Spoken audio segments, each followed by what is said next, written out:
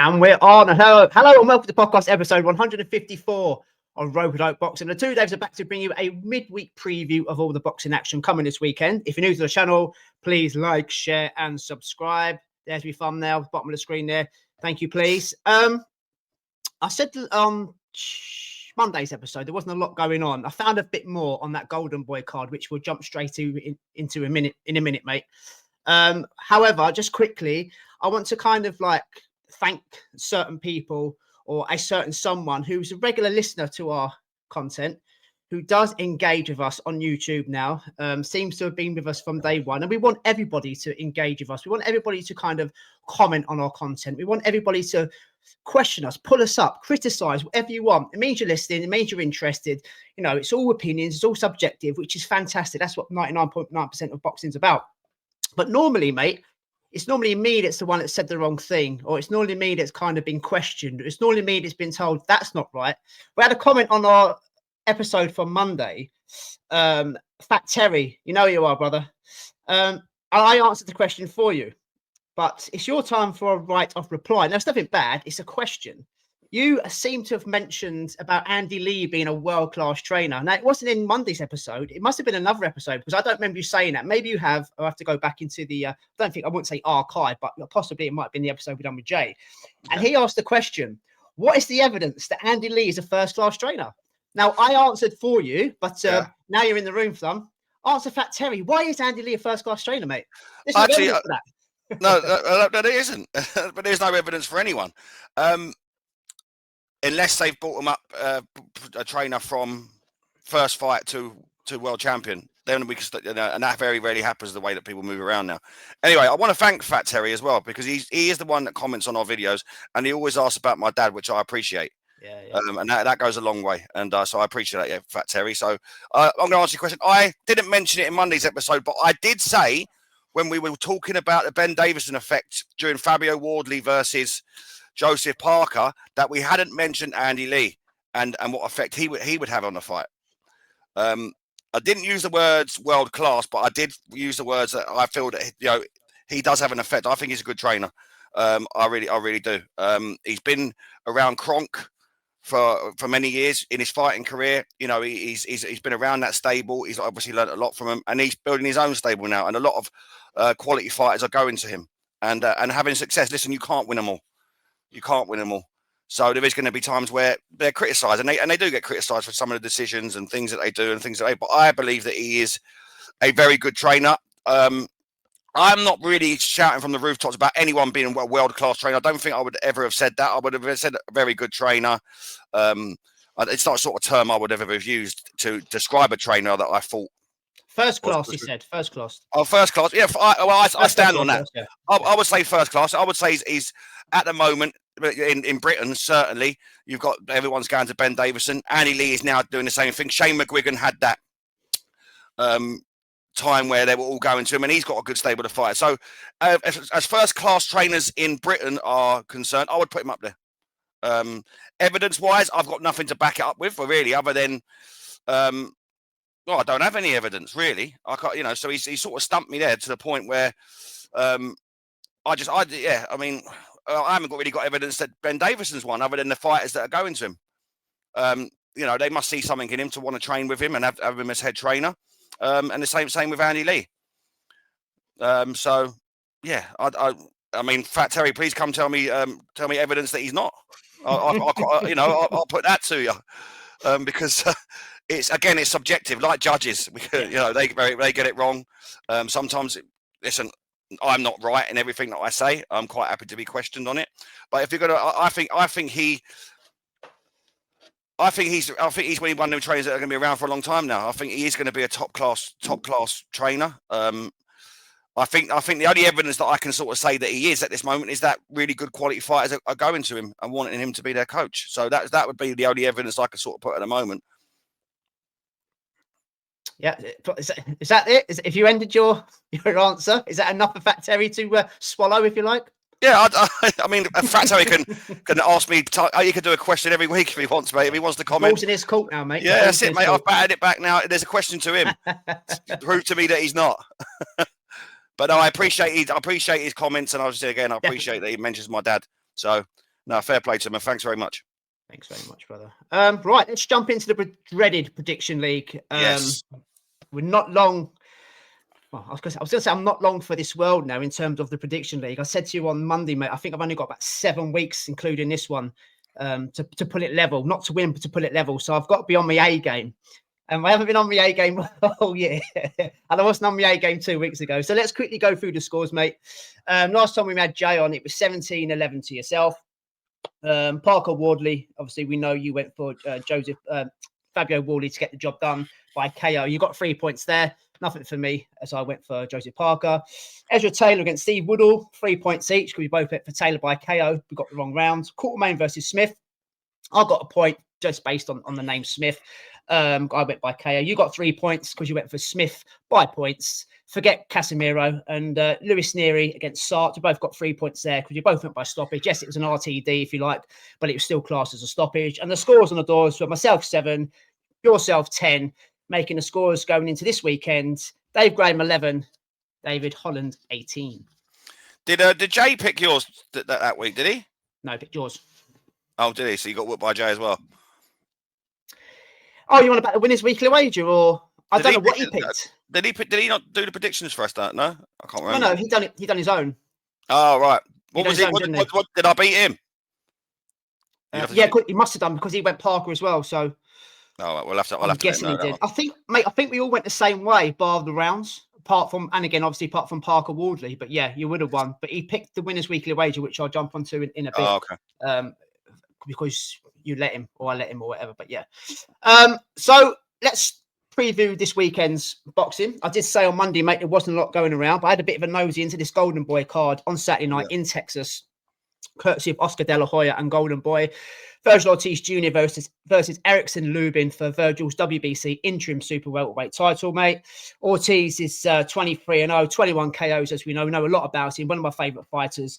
Erickson Lubin, we spoke about him before. We never really watched or covered any of his fights. 19 KOs, 27-2. Been stopped twice. The knockout against Charlo was quite a while ago, but it was a heavy knockout. It was the first time he fought for a world title, aka the Hammer, he's nicknamed. He's back. He's looking to kind of rip up the script, if you like, mate. But before we kind of, whether we agree or disagree that Erickson Lubin is going to be a bit of banana skin for Vergil Ortiz Jr. on the weekend, let's kind of talk about Vergil Ortiz Jr., what he's done since he's moved up for 147. Now, he's always kind of been criticised for fighting bums or having his CV kind of padded out, and the people that he's fought, he hasn't gone X amount of rounds. And get it, we all do it to an extent. He's moved up to 154 now, and he's taken on two big names, one in Serhii Boyachuk and one in Israel Magnomov. Yeah. Now, it kind of pisses me off. There's a little bit of bias as well. I mean, because not only is he known as a puncher, he is a puncher in the professional game. There's only two guys that haven't been stopped by him. Is obviously the last two, but 21 of his opponents haven't been able to go toe to toe with him.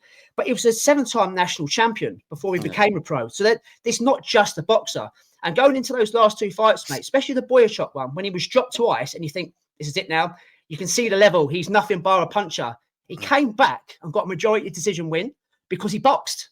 Yeah. And when we saw him against Magnomov, mate, on that Saudi card, I don't. And again, we've just spoken about factarian opinions and opinion based and subjective and things like that. There's an argument there that he done a better job on Magnomov than Terence Crawford did. Yeah, completely different style. Rather than using the IQ, if you like, and pick his shots and move out the way and go out the back door, Vergil Ortiz Jr. Like, listen, you possibly could be a better fighter than me. This is Eastern European style Uzbek that was a world champion, very hard to beat, very hard to stop. I'm going to come forward and I'm going to break you down. I'm going to slow you down. I'm going to fucking hurt you and you're going to know about it. And Magomov's face was mashed up at the end. He slowed down. He ran out of gas. He ran out of end. He didn't do that against Crawford. He was just outpointed. He was outskilled. And it's like, wow, there's much more to this guy's game than just knocking dudes out. So I think he gets a little bit disrespected. And he also gets disrespected because now Boots is on that crest of a wave where he looks like the guy. People are forgetting. Uncle Turkey offered Boots Ellis a lot of money to fight Vergil Ortiz Jr. at 154. And it's on record with Boots saying, now I want to stay at 147. I want to clock the game down there and get undisputed. But he never bothered doing that. Now he's back up there. It's like all roads to Boots. Well, sorry, it's all roads to Vergil Ortiz Jr. And it starts this Saturday, mate. He's in Texas. He's in his hometown. This could be a banana skin because Vergil Ortiz has been put down and he does get greedy. And, he can...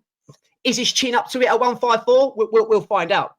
But I can see a bit of a statement being made here. Lubin's ears for an upset. I've watched all the kind of the pressers. There's no bad blood between these two guys. But he's saying, look, I've waited too long. It was 5 or 6 years ago when I was stopped by Charlo, possibly longer. Fundora, he was never knocked out. He was stopped by the doctors because his face was an absolute mess. I'm running out of chances, and this is it now. I win this interim belt. I'm the guy that's going to be fighting for a world title. So even though it's not a great action-packed weekend of boxing, Dave, I think we could have a bit of a slobber knocker here as well. I'm looking forward to this fight, I really am. Well, I'm looking forward to it because there's nothing else on at the very least, and that's not to poo-poo it.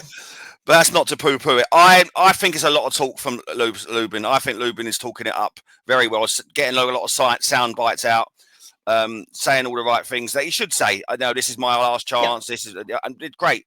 It builds the fight. It gets people interested. It gets people. But I'm with you when it comes to Vergil Ortiz Jr. I think he's very underrated. I don't think he gets enough kudos in what he does anyway. Like you said there, he was bulldozering everyone, and then everyone's sleeping on the fact that he can't box. And now he's moved up in weight, where it takes a little while to get yourself used to the power. Do you bring the power? All them question marks. And he's gone in with two really, really top class fighters, first class, as Fat Terry says. And and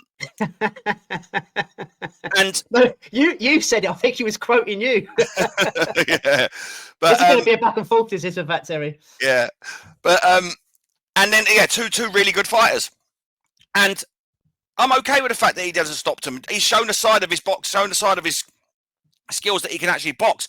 And not only did he just box, he boxed very well. Looks very well. Now you're looking at a complete fighter, and I love that. I've mentioned about when before when they're coming up, I'm okay with the first few fights being knockouts, but I'm a fan of rounds.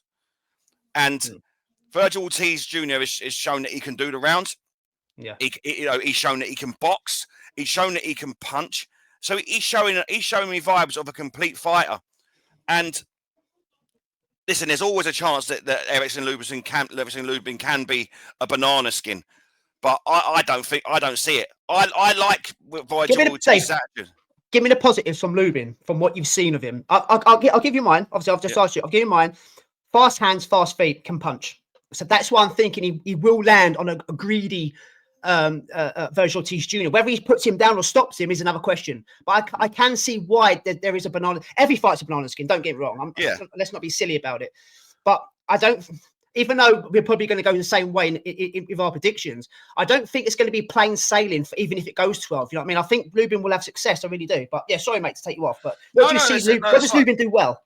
Well, yeah, you've nailed it. He does do that. I don't see him being at a level that worries Vergil Ortiz Jr. Vergil Ortiz Jr.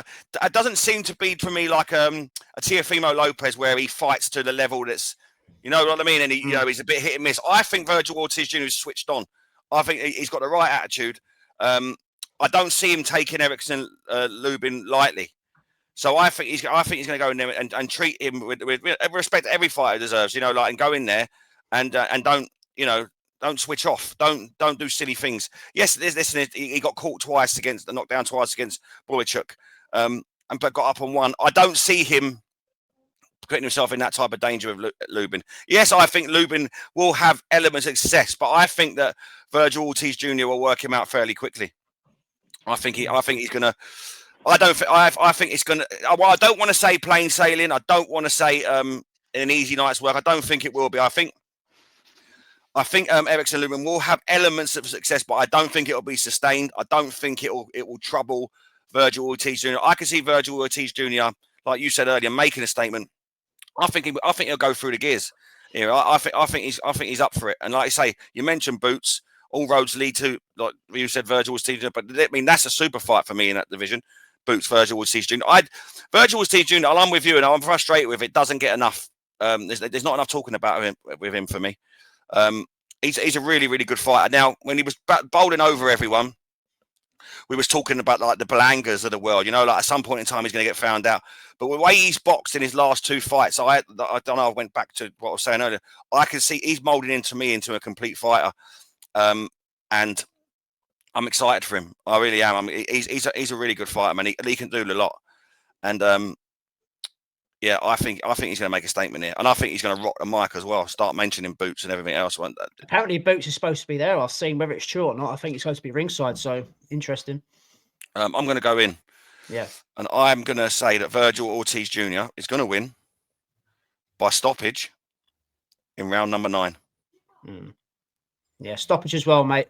You know, I've got a feeling of a poke the bear here. I think even though he's in Texas, he's going to make a statement, as I said in my opening gambit. But I do think Lubin's going to come out fast. You made a great point. We know now that he can do the rounds, not just the rounds at 154, but he can do the rounds with a better level of opponent. And not only that, he can do the rounds when he's been knocked down twice and is behind on the cards and come back to win. Correct. And win well. Correct. So this is what I think. I think Lubin's going to start fast. He's going to try and get him out of there, put him down and jump all over him. But I think you're going to have a little bit of an Inoue moment here. You poke the bear, you piss him off, he's going to get angry. And we all know how vicious he is with those combinations. I agree. I think it's going to be a stoppage, mate, possibly a little bit earlier. I'm going to go round 7. Vergil Ortiz Jr. to stop him. And to be fair, he doesn't really rock the mic. We'd like to see him rock the mic. He's quite humble and quiet. He doesn't kind of slag anybody off kind of thing. But if Boots is sitting there at ringside, you want him to get into the ring and you want to kind of have a face off, and a bit like Navarrete and Thingy did the other week. What's his name?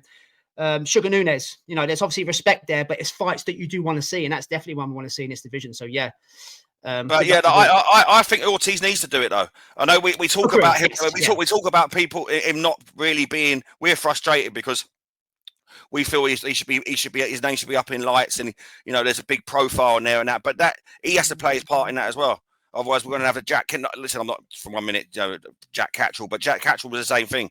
Not saying he's boring like Jack Catchall, but Jack Catchall is his own worst enemy when it comes to selling himself, isn't it? So, mate, he might be there Saturday. He's been he's over with Boozy Ennis and Boots now, isn't he? Training. Yeah. He's in their camp at the moment. You'd probably see him, he'd be sitting there. You wouldn't even know though. We're fucking horrible to him, aren't we? Bless him. We're frustrated with him. We were championing him for a long time. We was. We still do. It's just it's what it is. So yeah, that's the main event, ladies and gentlemen. On the chief support, if you like, Darius Fulghum versus David Stevens at 168. Fulgham's a rising star with Golden Boy. 14-1 now, 12 KOs. Stepped up in his last fight against the Uzbek bully, as he calls himself, in Melikuziev. Went back and watched this fight, mate, preparing myself for some notes. I do remember watching it a few months back, and I couldn't, because I wasn't on the Darius Fulghum train. I wasn't it was like a meh, but it shouldn't have been a meh because it was quite a good fight.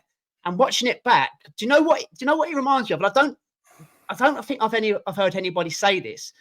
Maybe because it can be complete bollocks, but his style and the way he plants his feet and the shots that he throws and a kind of a jab that he uses, like a lazy jab that he throws, like he's reaching for butterflies. He reminds me of Anthony Joshua, the way that he fights Fulghum. And if you notice as well in that bully fight, a couple of times when he went to the body and he was getting clipped, there's a panic element about him. He doesn't know what to do or where to go. There's a bit of holding. He tries to get out of the way.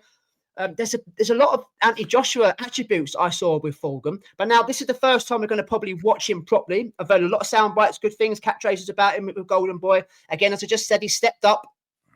He looked okay. I'm not going to lie. I'm not going to kind of wax lyrical about a guy just because Oscar De La Hoya in the team said he's the guy, because he did lose and he lost by unanimous decision and he was flawed. So he's hit a road bump, mate, and this road bump now needs to kind of be flattened out and move on. The only problem is David Stevens is another Golden Boy fighter that's probably clearly seen the Melikuziev fight. I think there's a lot of flaws there. I can fucking expose that. I mean, he's lost twice, Stevens, I think it is. But he lost to the bomb as well. Yeah, he lost to the same fighter. But he lost in a split decision. Yeah. So I haven't seen that fight, but I don't think if I was previewing this, mate, I'd done no homework, I'd have probably gone, they've just fed him a bit of cannon fodder, get a knockout, and then go straight back up, to 168 and be a contender there.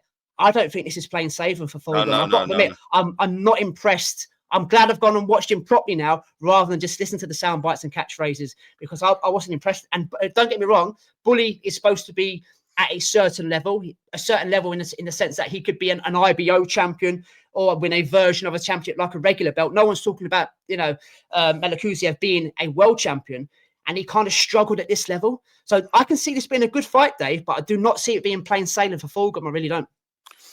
I can't. But now I just want to let everyone know that me and Dave have never spoken about the Darius Fulghum. No, we haven't. And I watched the same fight that you watched, mate. One, because you sent it to me, and I picked so many holes in him. He's flat-footed. He walks forward flat-footed, like he's wearing welly boots in quicksand. His hands are low, and he throws shots straight on. That's why he got dropped in that last round, which more or less lost him the fight. He got tagged so many times. He was square on. He gets tagged, and his head flies back like that you see in the amateurs. Yeah. I think you saying he's not very good is an understatement. Do you see the Anthony Joshua? What I'm trying to say about the style? I can. Yeah. Maybe it's just the stance and that kind. When Anthony Joshua throws a jab, it looks like he's reaching for butterflies. It's not very effective at times. Yeah. That's kind of that. Sorry, mate, take you off, but yeah, I can't. You're right. The comparison's right, but like I say, there is so many flaws to his game. Like I say, he's flat-footed for one. He stands square on, so he's. The reason he gets caught with his head flying back is because he's caught square on every time he takes a shot. He's slow and cumbersome. Listen, for me, he is not that good, and we're talking about improvements with Vergil Ortiz. You can see improvements in his fights. I don't look at him and think he has to drastically improve, and to do that, he's got to change his style. Now, don't get me wrong, he can put a shot together. He can, and he can obviously punch due to his record. But we could put, if we went and dissected his record, we could pull a few, bin men out of there, Yeah, but the same as everybody's record. But you are right. But like I say, I don't see he's 12 or 13 fights in now, and he's making fundamental mistakes, and that's why he got exposed in his last fight against the Bull, because he does so many things wrong, and I look at him now, and I'll say it now, we'll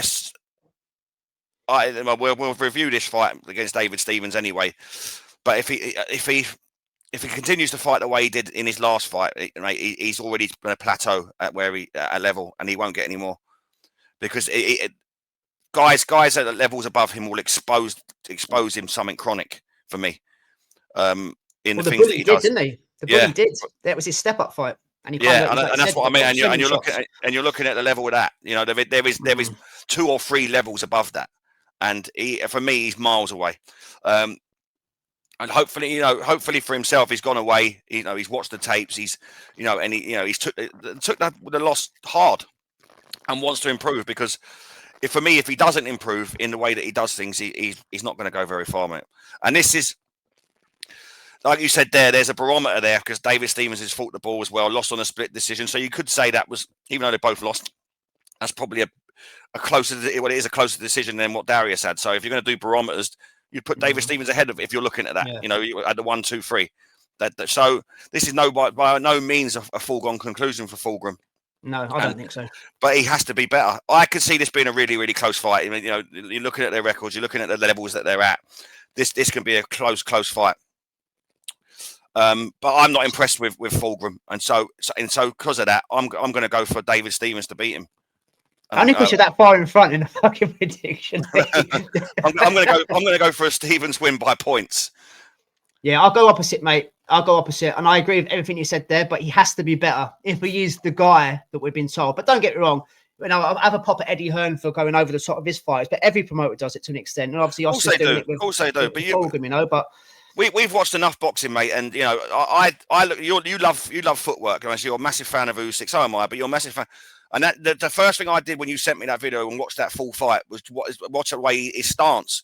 It's just not right. And like I say, to get to a certain level, that just cannot work. The elites, the world-class level fighters are not fighting that way. And he got caught with so many clean shots that someone will take his head off.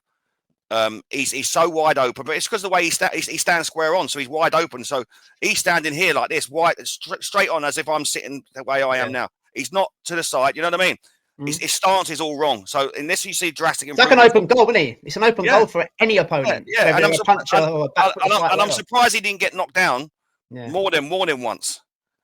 Because I say his head flying back, because he's got no defense, because he's wide open. So he's got. No, and the thing is, he's what is he, 13 or 14 fights in now? Did I say? Yeah, 14-1. Yeah. Yeah. So listen, these should have been ironed out before he got to this stage for me, mate. This is the first 2 or 3 fights into your pro career. You know what I mean? You're finding your feet, all that sort of stuff. These are the sort of things you're meant to adjust. He looked a little bit too far on to still be making these type of mistakes for me, mate. And that's why I get pissed off for the rankings, because he's number 6 with the WBA. I mean, we spoke on Monday, mate, about Pero being number 2 to WBA. It's literally alleged corruption, and I don't know, but I agree. I hope he does well on Saturday. I've got nothing. We've got nothing against the kid. But nothing against. It's just from the optic test, mate. And I never went into that fight looking for flaws. They just sort of flew out at me as I'm watching him. Yeah, I wish them both best of luck. You've gone for points for Stevens. I've gone for points for Fulghum. If it wasn't for the fact that he's been made to be a next rising start 168 on the Golden Boy roster, I would have gone for Stevens, but he just can't afford to fuck up. He fucks up here. I'm not sure where he goes after, So especially on TV shows, Dave. So he must do better. Other fights on here, mate. Well, one more on here before we move over to a silly fight, if you like. We did mention it on Monday. Robin Safar versus Derek Miller Jr. in the cruiserweight division. Both undefeated. Somebody's got to go here. Similar records, both 18-0. Safar's got 13 KOs. Miller's got 10 KOs. Could be a breath of fresh air to the cruiserweight division. Now, we spoke about Pat Brown on Monday, Dave, doing his thing at cruiserweight. Such a rubbish division. I've seen numerous kind of accounts and YouTube videos now, all kind of singing off the same hymn sheet as us. Cruiserweight's got to be one of the worst divisions in world boxing. And you kind of nailed it the other day with Don King. A Don King fight is still like holding up the division. It's ridiculous. But this guy here, Robin Safar, kind of made a little bit of a statement against an aging Kovalev over in Saudi Arabia. Disappeared, and now he's back. He had one fight in between. I think it was on a William Cepeda card. He looks like he's signed a Golden Boy now. But I know it was an old and a washed and an alcoholic version of Kovalev. But going into that fight, people still thought Kovalev had enough to beat a guy no sods that never boxed out of Sweden. Made a bit of a statement, can punch, can box. Derek Miller know nothing about the guy, so it's hard for me to kind of judge where he's at. So I've only seen Safar on a big stage. He could be. We spoke about Chris Billam-Smith, Dave, being a potential opponent for Pat Brown going forward. Safar looks good here against this level opponent. We could see Safar versus Pat Brown on a Saudi card. Do you know what I mean? Again, I know I jump the gun a lot, but there's something about Safar. I'm going to go straight away. I think Safar will stop Miller. I do. I think he might be a breath of fresh air to the cruiserweight division. Not at the top table just yet, but I think he's something that we need because he's aggressive. He comes forward, he sits in your chest, and he looks to knock you out. So this is why I like the guy. And not just these fights. You go and have a look at his fights in Sweden. Yes, lesser opponent, but his style hasn't changed. So I'm going straight in here. I think he'll knock Derek Miller out. I think he'll knock him out late. I'm going to go, late-ish. I'm going to go round 9 like he did for the last fight. But there's just something about Safar while Golden Boy possibly have signed him to make a few waves in the cruiserweight division. Obviously, Oscar's got Zerdo Ramirez, so there could be a plan there to keep that belt in-house, have them two fight against each other. I'm going down a rabbit hole a bit here, mate, but Robin Safar versus Derek Miller, I guess you don't know much about Miller yourself, but Safar versus Kovalev, you definitely saw that one. I did, and I want to ask you this question. Are you looking at Safar with rose-tinted glasses because you want the cruiserweight division to be better, and it's so poor that anyone that sort of comes along, we're sort of champion hoping, because I thought it was. Let me just finish that bit, and you can ask that and answer that. I just think that because Safar for me was okay in the Kovalev fight. I didn't see it as sparkling performance for me. You can answer the question now, and we can come back to that if you want. I'm going to say yes. /no, in the sense that when Canelo fought Kovalev, he was washed then.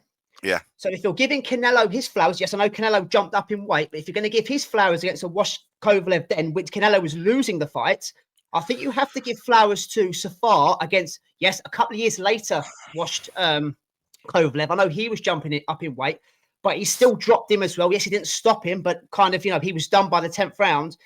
And yes, you are right, mate. I am looking for a shining light in the cruiserweight division. But again, we speak about optic tests and what we can see visually. Yeah. I can take positives out of that. If it were against a journeyman, we never just looking at on the Saudi, and because it's a Saudi card as well, I probably have been hoodwinked to an extent. But you look at Filip Hrgovic against Mark de Moray. Now, if that's the same kind of fight, I'll be saying I haven't seen anything to suggest that. But because it's Kovalev, and I get he's washed, and I get he's old, and I get he's jumped up to cruiserweight, and I get he's an alcoholic, and all the things that come with it. But it's still a stellar kind of name on your CV, if you like. So, yeah, there's a bit of both there, Dave. That kind of answers your question. But again, as a boxing fan, you've got to live in hope sometimes. You've got to hope that this guy is better than what he may not be. Do you know what I mean? Yeah, like I say, it was for me. It was an okay performance against Kovalev. I didn't look at it and think, "Wow, this is a second coming." Of this. No, don't push it. Don't put words on my mouth. I never said that. No. Did you say it was first class? Yeah. But yeah, listen. I'm with you. I live in hope as well. The cruiserweight division it breaks my heart. I want opponents for Jai Bataille. I love Jai Bataille, and I want opponents in there that are going to push him and test him, and and possibly win. I want that caliber of fighter in there. And yeah, if this is the start of Robin Safar's journey into that, then great. I'm all for it. I'm not as sold. I see he does things well. I felt like he was a little bit cumbersome in what he does. Well, he was a little bit slow, but that's that can improve. But I'm You're taking the piss at Gay Miller. I was going to go Miller then. No, I'm with you. I think Safar's going to win. I look at Miller, 35 years old. We don't know too much about him. He gives me the vibes of Brandon Glaston. Where they against CBS, yeah. They brought him out of nowhere and said he was going to be the guy that's going to do this and do that. So I get them type of vibes. If you get into 35 and we're only hearing of him now, and we're boxing hardcores, then I don't see it. Why haven't we heard of him? Yeah, you're right. Yeah, exactly. I get that vibe from him. But we have seen Robin Safar and we've watched him, and yeah, fair enough. So I'm with you, mate. I think Robin Safar is going to win. And I think he's going to win in round number 7. Yeah, 7 and 9 there, mate, then. Hopefully he does deliver on Saturday night. And just quickly before we move over to, we're still in the United States, to be honest. There's another Amari Jones fighting on this card. It's spelt different. It's spelled Amari rather than the one that was on the fights on Matchroom. He's 40 he's got 12 KOs. He's age 23. He's fighting in his first 10 round at 160 pounds. Good mates of Devin Haney. He's always on Devin Haney's undercards. A bit like Darius Fulghum in the terms now. Oscar's building up that CV, that resume, if you like, padding it out, whatever terminology you want to use. We'll keep an eye on him. He's number 12 of the IBF. Looks very, very exciting. So, we'll keep our eye on him as well, mate. All fights, that card is on DAZN. This fight's on YouTube, Dave. Oh, yeah. Otto Wallin versus Chris Thomas in an 8-rounder in Atlantic City. Right, this won't take long. Otto Wallin, you said to me ages ago, and it's always stuck with me, Otto Wallin's still dining out on that Tyson Fury cut. Yeah. He went into the Gassiev fight, perfected his southpaw jab, and I said on here before, outside of Luis Ortiz, I know it was quite a while ago, he's probably got one of the best jabs in the southpaw stance in the heavyweight division. I know things have changed since then. Obviously, I said it outside of Usyk. He went into the ring with AJ, didn't turn up, didn't want to engage, went in with Chisora as a favourite. We thought he'd do what he'd done to Gassiev. Chisora was washed, old, shouldn't be fighting anymore. Chisora put him down twice and won convincingly. He's had one fight in between there, mate, against Godzilla. Do you remember Godzilla? Yeah. The big black Nigerian guy that went around, didn't even go around with Jalilov. He's had him, so that's kind of a knockover, if you like. But I'm at the stage of Otto Wallin now, mate. You said you didn't care about Casemiro. I don't care about Otto Wallin anymore. And in terms of the last 2 fights I've seen him in, it's like he's just gone in there and get paid. Now he could turn around and say, no, I got this wrong, I got that wrong, I didn't do this. That's fair enough. But with the original statement about dining out on the Tyson Fury cut and how well he did in that fight, yes, he lost the fight, but how you thought he would have kicked on and been too much for Derek Chisora, would have asked Anthony Joshua a lot more questions, especially with his boxing skills and his style. It just doesn't deliver. He doesn't excite me. But this, I don't know what this is. Is it a keep busy? It's 8 rounds. I mean, the promotional company is called Boxing Inside Promotions. Fair play to them for putting fights on, and we know how hard it is to rack up money and sell tickets and things like that. You obviously haven't got enough money to pay him for a 10-rounder. Chris Thomas, never heard of the guy, stopped in 3 rounds in his last fight, Dave. We're just for the prediction league, this is, but more to the point, we all know Otto Wallin, mate. Yeah. Thoughts on him and this fight, and thoughts of him going forward in his career? I think Otto Wallin is finished. He's had his opportunities there to really kick on and make a name for himself and have a good career. I mean, don't get me wrong, he's had a good career with the names he's been in with, but he dined off the fact that he took a Tyson Fury, out of shape. Tyson Fury who's been out for years. Dined off the cut, you said. I think that was brilliant. Yeah, he did. Yeah, and then but when he was announced to fight Anthony Joshua after the Gassiev win, which was a good win. Yeah, that was a great win in Turkey, wasn't it? I thought he was going to cause Joshua problems. I thought it was really going to be a real close fight. Yeah, and it should have been, but the way that he boxes. But it's almost like he was the flash of the lights got in his eyes, or something happened to him where he just didn't perform, and Joshua walked through him, and that wasn't what it was meant to be. He was not meant to be that type of fighter for Joshua, where he stands static and just gets blasted. He was meant to be the guy that shows a bit of movement, but natural movement. He's southpaw and be that guy and cause Joshua problems, and he didn't. And then it's just spiraled now to a point where he gets in with Chisora. Again, he could have done it. Yeah. He could have done the same to Chisora, and he should have done. He was younger, fitter, fresher, better boxing IQ, and again, but just performed the same way. So stood in front of him and got dropped twice. It was so out of character from that Gassiev fight, like you said. Yeah, and so the 2 times we've had him on these shores, he hasn't performed anything like what we said. So anyone listening to this will think, who is these guys talking about? Because it ain't the Otto Wallin that he's just performed there. Because the way we talk about him is that he can box, but he's never shown it, and he hasn't shown it in his last 2 fights, which now means for me it's dwindled, and he's just now an opponent. Well, he knocked out Godzilla. Don't forget that. Don't forget that fight. Oh, Jesus Christ. Sarcasm, come on, sarcasm.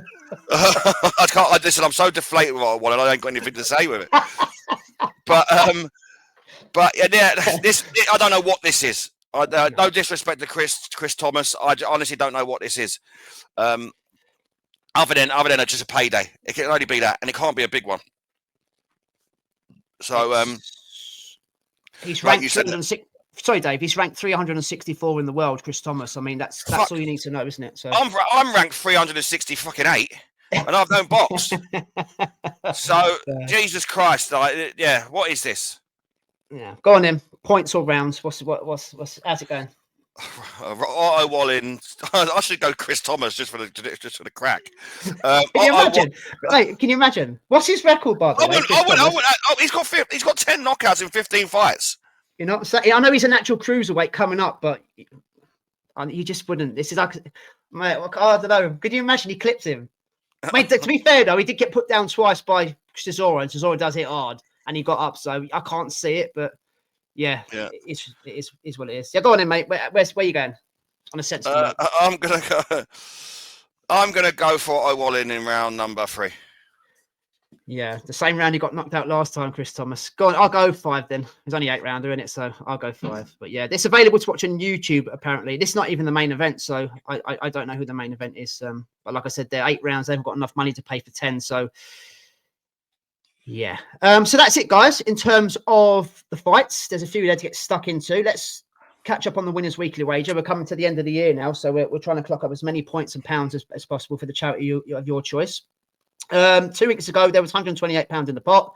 Jay obviously picked for Dave as he won again, and obviously he's won again this weekend, if you like. Jay went for Lewis Neary by KO in round 4. He done it in 8. I know it was an RTD, but it's still round 8. So he earned us 3 points. Double to 6, we turn it into pounds. So going into this weekend, the pot stands at £134. Again, like I just said there, mate, you won, so you get to pick your banker of the week. Which way are you going? This an hard one this week. I mean, obviously the only one that I know that, well, is he even a banker? But Luis Ortiz, it's got to be, yeah. Luis Ortiz. Is he fighting? Is he? Luis Ortiz fighting. Vergil Ortiz, sorry. I would go to Otto Wallin, but I'm worried he's going to let me down. But yeah, the other two are probably Fulghum. I don't think Fulgham's going to win anyway. Safari, you could call that a banker, but you never know. I'm going to go sold, for. Are you? So I'm going to to go for Lewis Vergil Ortiz Jr. I'm going to go for him. I don't see it. Round 9, I think you said, didn't you? Yeah, I don't see it being an issue with Lubin. I hope not. As long as there's a good fight, I don't care. So yeah, that's Dave's banker of the weekend. So to finish the show, ladies and gentlemen, something we didn't do on Monday. It's time for your dongs, mate. So it's David McDonald and the dongs. Something that we'd mentioned on here before, not really news, but it is, and we've sort of shouted for it, and hopefully it'll improve him. Former world champion Tim Tszyu has announced that he would now be training under renowned coach Pedro Diaz moving forward. So he's changed trainers, changed coaches. So hopefully they're going to teach him defense. Yeah, which is something that we'd waxed lyrical about on here. They said he's a good fighter, but he his defense is his face, and this is the reason that he got blasted in his last fight. So hopefully, under new coaching and new guidance, it can change him as a fighter. Stranger things have happened. Yeah, took the words out of my mouth, mate. Exactly as you said. Defense. I was just going to go for his defense because there's nothing wrong with his offense. It's his defense that lets him down. So yeah. Massive fans of him, like we said before, like a broken record. Nikita as well, and the old man. Just wish the best for him. But yeah, he did get, beat up from pillar to post by Murtazeliev, and we don't want to see that again. So yeah, hopefully the new trainer that he's got, mate, can work on that defense. Hopefully, he doesn't change him as a fighter. It doesn't kind of make him a more defensive fighter because he's got it in him. But yeah, good luck to him. I hope it works out. Who is he fighting, by the way? Has he got a fight? I know Nikita has. I'm not sure. It doesn't say for now. Jay messaged me on this one, and we chat and all that on Twitter X. Floyd Schofield, Jojo Diaz is now off on the undercard, which would have been good for us because there's not a lot on. After Schofield sustained a grade 2 sprain to his wrist, along with minor ligament damage. I said, and when I responded to Jay, I was saying after the Oshaki Foster bulldozering, I wanted to see him kick on, so I'm a little bit disappointed that Schofield is out because I want to see him. I want him to be active. That was a great win, and so I'm a little bit disappointed that it's off. Oh, you're against Tevin Farmer, you mean? So sorry, not Oshaki Foster. Yeah, Tevin Farmer. Apologies, I got the opponent wrong. No one's bulldozed Oshaki Foster. Yeah, sorry, Oshaki Foster. Yeah, yeah. I know. Yeah, he seems to be very injury prone, doesn't he? He seems to be injury prone. Remember, he had all the tubes hanging out of him when you're supposed to fight Shaka and whatnot. Yeah, that's right. Yeah, but like I say, I wanted to see him kick on because that was a great win. No one see that coming. So I wanted to see him active, and start bulldozing people, and then rocking the mind, doing all these things, and it just seems injuries seem to plague him a little bit.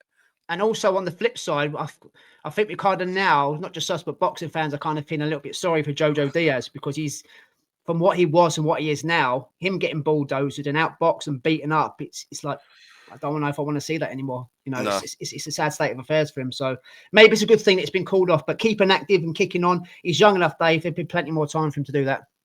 Yeah, definitely. I like this. So we've spoken about this fight anyway, so it's going to happen. But it's the undercard that gets me. This is a lovely card anyway. Announced. Gets me, yeah. You won't say it though, will you? Gets me stiff. Isaac Pitbull Cruz and Lamont Roach undercard confirmed for December 6th in Texas. Ezerandi Lara versus Yanibek Alejandra. Oshaki Foster versus Stephen Fulton, and Jesus Ramos versus Shane Mosley Jr. Okay about that one, but the other two fights, that's a great card, mate. So Pitbull Cruz, Lamont Roach, Lara versus Yanni Beck, and Oshaki Foster versus Stephen Fulton is a fantastic card. Yeah, Yanni Beck Lara is a main event.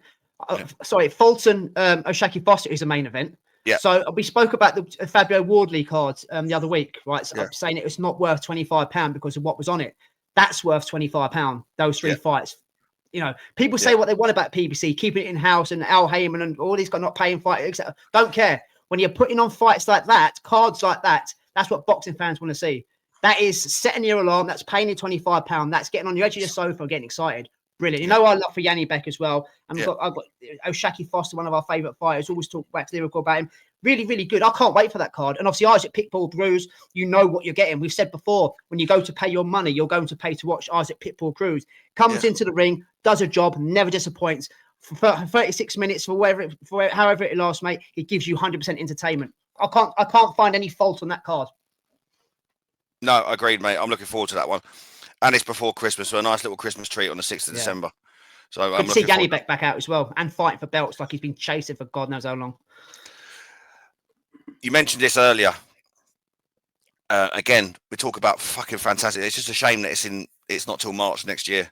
Emmanuel Navarrete and Sugar Nunes will meet in an IBF WBO super featherweight unification fight on 7th of March in Phoenix. The bout between the Mexican champions will be streamed on DAZN.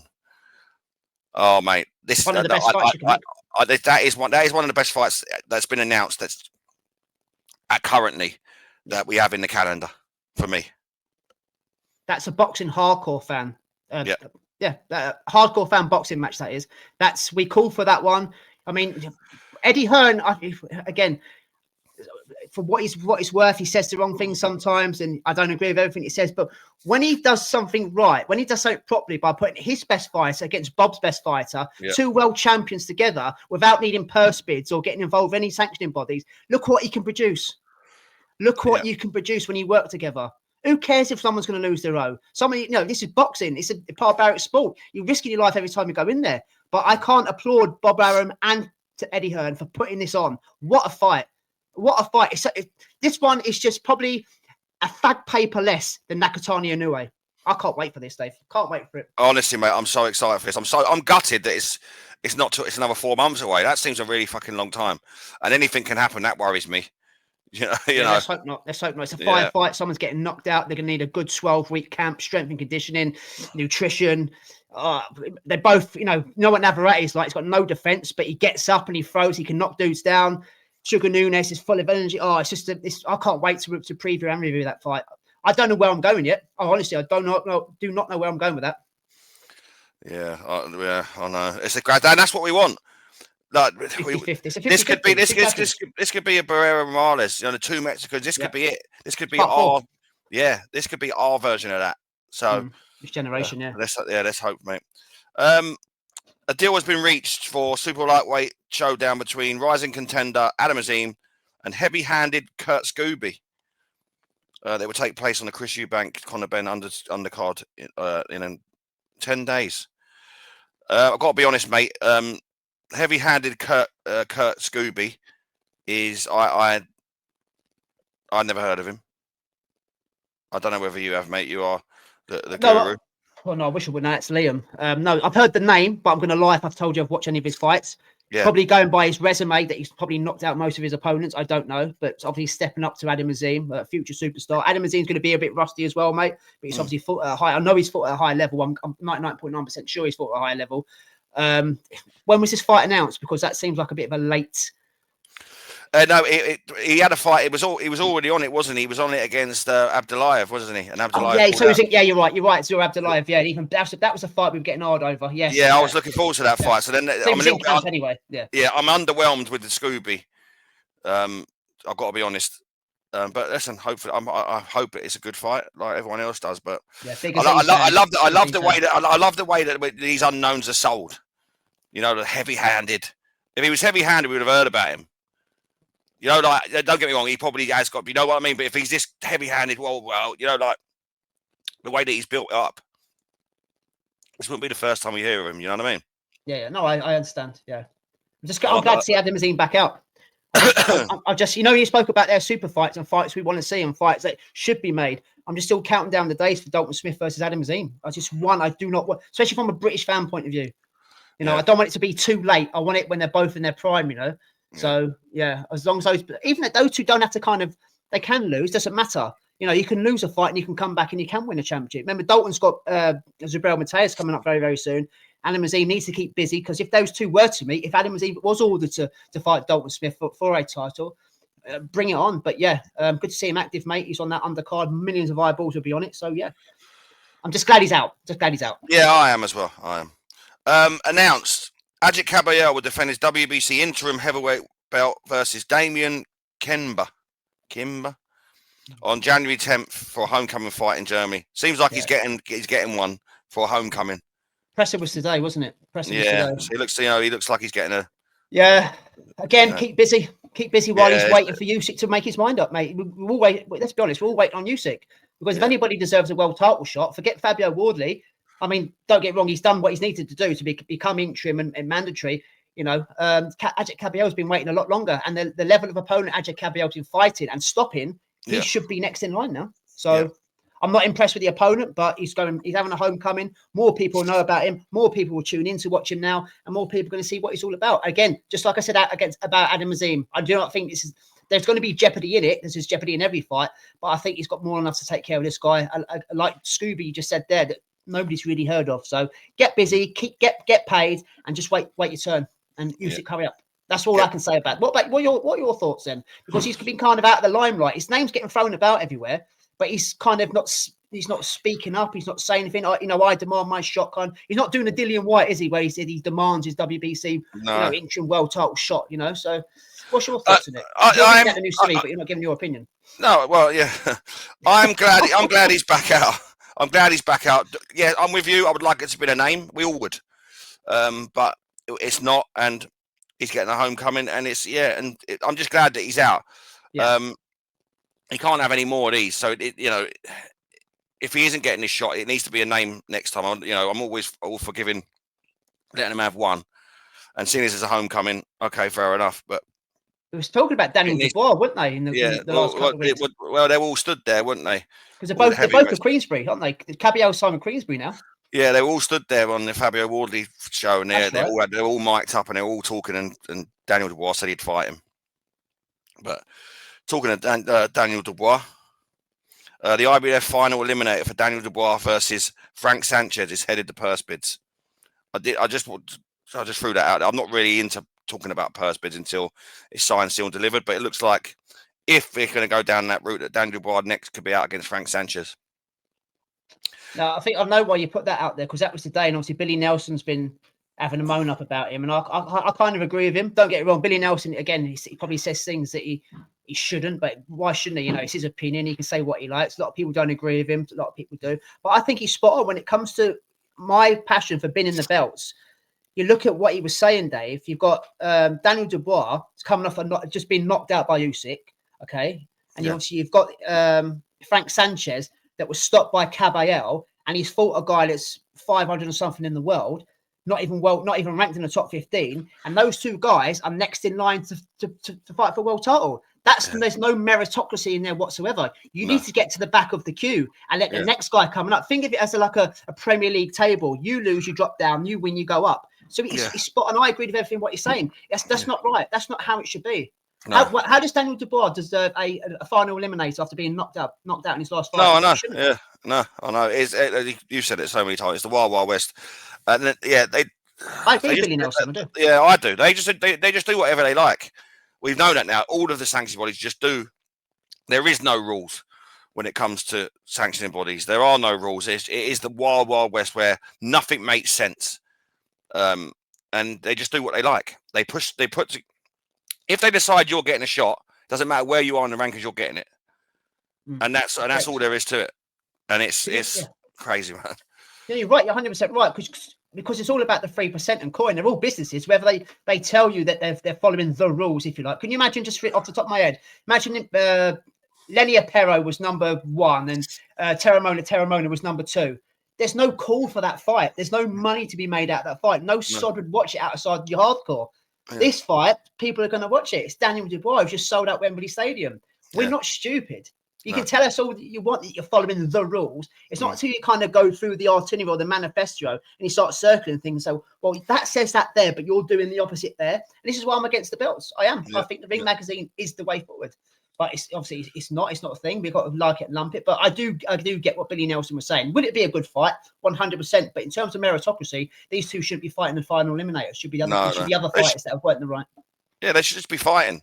It shouldn't be for any belts. It should be. Make it an eliminator. Make it an eliminator, not a final eliminator. No, it should be like you said. It should be for ranking points. Yeah, ranking points. Push you up a table. Not for anything meaningful, like a world title shot. Daniel Dubois should, to get another world title shot is probably the way that it should be done. It's maybe 3 or 4 fights away from another shot. That's how it should be after he's just lost his belt and got knocked out. He should be 3 or 4 fights away from another shot. That's how it should be, and that's wins, by the way. And if he doesn't win them 4 or 5 fights or whatever it is, then the shot doesn't come. That's how it should be. Yeah. But we live in the wild west, mate. Last tonight, mate, announced Craig Richards will take on Dan Aziz in a light heavyweight bout on December 20th in Ghana. There's a show in Ghana, isn't there? Yeah. Where a lot of these guys are going out there and fighting. Decent enough name scrap. We don't know how much Dan Aziz got left. Same with Craig Richards, really. On name value, it's a decent enough fight, but whether it will be, it could stink the place out. Again, we've questioned Dan Aziz of late. He had a very small window of success, and it was success. Don't get me wrong, European champion, everything. Like you loved him because he was like Hagler. Yeah, I'm still a big fan. Yeah, still a big fan of him. But he has seemed to have fallen off, and I was at Boatsi. There is decline, and then I was at the Boatsi Aziz fight, which was great, but he seems to fall off. But it's one of 2 ways. This fight, it can either stink the place out, or they're both at the level now where it's a great fight. Do you see what I mean? Where it would not. Yeah, I agree. Yeah. Like they're both at that sort of crossroads in their careers that it could be great, or or one's a little bit, got a little bit more left than the other, and it stinks the place out. You know what I mean? So it's one of them. So yeah, it's intriguing either way, and we'll watch it. And I think, as well as that, I think they're trying to build up something in Africa. They're trying to build a kind of a fan base and do regular events over there, and these 2 names kind of fit the bill for what it is at the moment.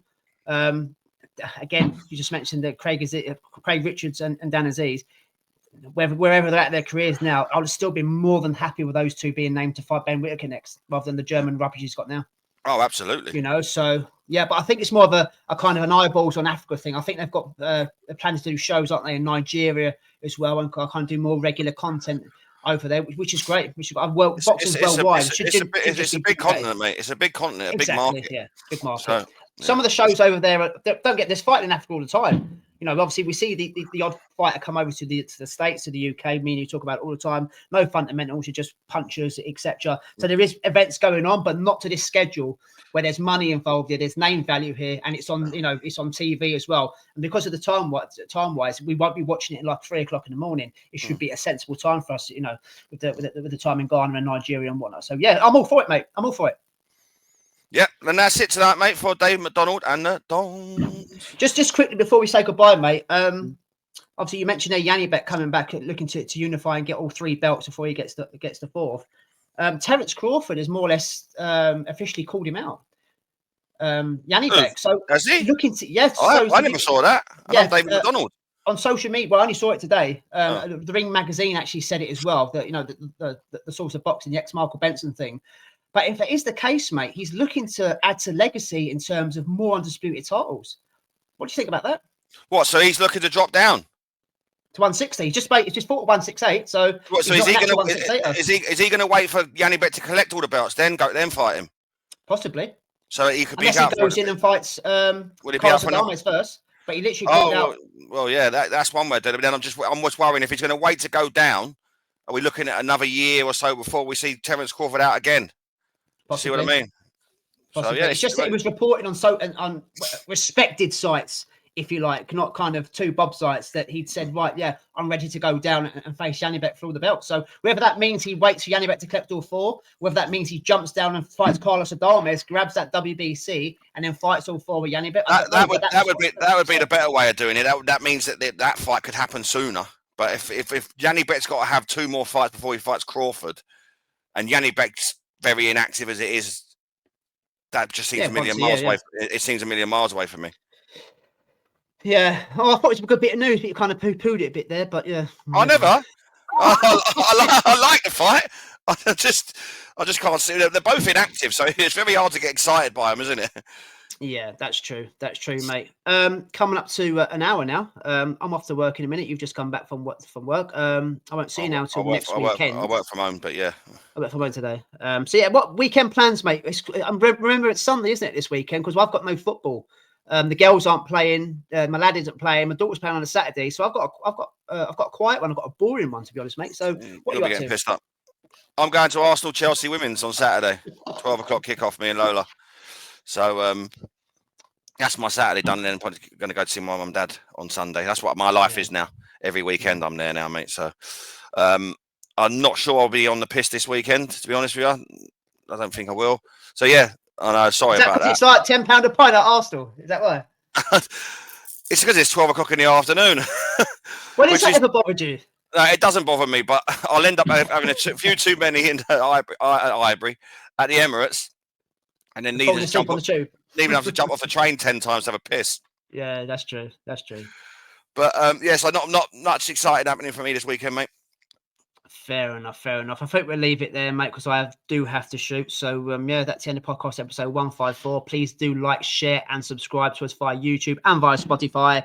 And Mr. David McDonald's going to see us out from now on. So off you go, brother. Enjoy the fucking boxing. Get up, yeah. Peace out, guys. I will have a slogan for next week, a proper slogan, like "Let's get ready to rumble" or something. Yeah, mate. You know what I was thinking as well, like because obviously since we've done this, I've always done and we're on and when was a podcast episode, etc. I think I might just kind of going into January the 1st, do something a bit more shorter and freshen it up a little bit. So but that's in the episode. So thanks for seeing us out, Dave. Masses, Dave. Peace out. See you Monday. Ta-ra, mate.